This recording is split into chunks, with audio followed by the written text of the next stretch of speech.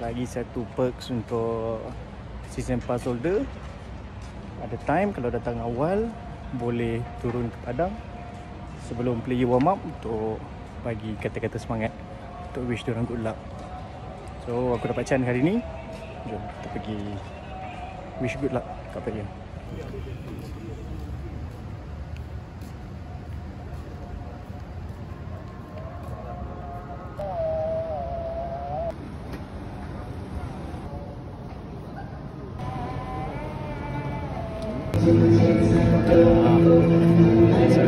Dan ayo, ada siap. Baik.